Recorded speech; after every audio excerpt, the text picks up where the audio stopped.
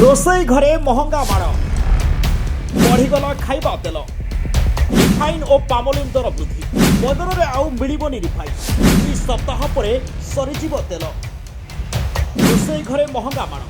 लोकों हांडीशाल पड़ी मध्यप्राच्य महायुद्धर प्रभाव गैस रेट पर एबे महंगा होईची खाइबा तेल वर्तमान रिफाइन 10 टंका और पामलिन तेल 5 टंका को वृद्धि पाई। रिफाइन लिटर पिछा 10 टंका बढ़ी 170 रे पहुंची बेले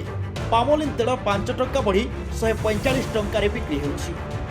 हेले 2 सप्ताह पर तेल सरीजिबा नहीं प्रकाश पाई आशंका खाउटी मध्य चिंतार अछंती। देश मध्य युद्ध हवा द्वारा तेणु बर्तमान तैल संकट हम कि बर्तमान जहाँ भी किसी हो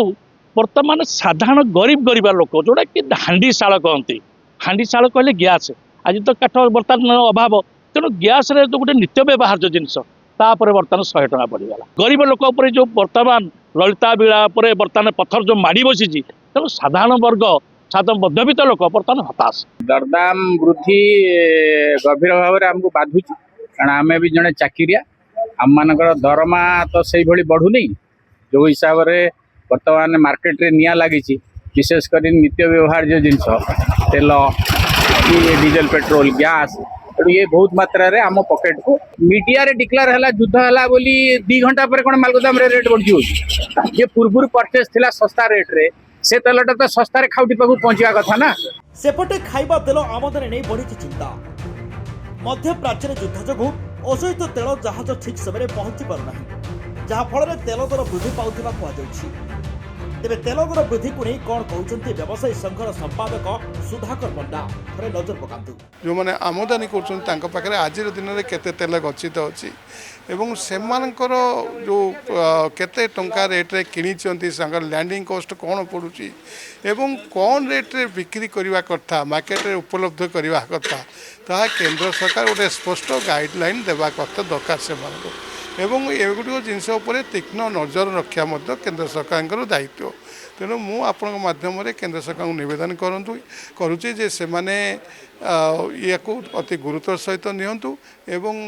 प्रत्येक दिन केते गच्छित अच्छे और केते रेट रे बिक्री करिया कथा कौन प्रॉफिट रखा कथा ता केंद्र सरकार स्पष्ट नीति हो। रिफाइन तेल छाड़देले सोरिष बादाम तेल दर स्थिर रही युद्ध जदि लंबा चले ताहले खाइबा तेल दर बहु बढ़िबा आशंका कर देछि। भुवनेश्वर लिप्सिता परिडांक रिपोर्ट फोकस प्लस 2026-27 पई बजेट रे कृषि और कृषकों सर्वांगीन विकास को सर्वाधिक प्राथमिकता देइछंती लोकंको मुख्यमंत्री श्री मोहन चरण माझी। चाषी मानक आर्थिक सशक्तिकरण पई व्यापक सहायता राशिर व्यवस्था सह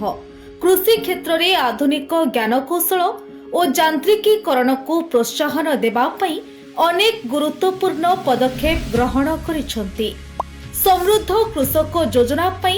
6088 कोटी, पीएम किसान योजना रे 20,230 कोटी, कृषि यांत्रिकीकरण एवं कृषि उद्योग पई 841 कोटी और श्री अन्न अभियान पई 400 कोटी टंकार व्यय बराद करा जायछि। एही बजेट अधीन रे पुष्टि शस्यर चाष और व्यवहार को वृद्धि करने सहित ग्रामीण अर्थनीति को सुदृढ़ करी ओडिशार प्रतिटी कृषक परिवार को एक समृद्ध और आत्मनिर्भरशील भविष्यत प्रदान करने को लक्ष्य रखिछंती लोकंक सरकार।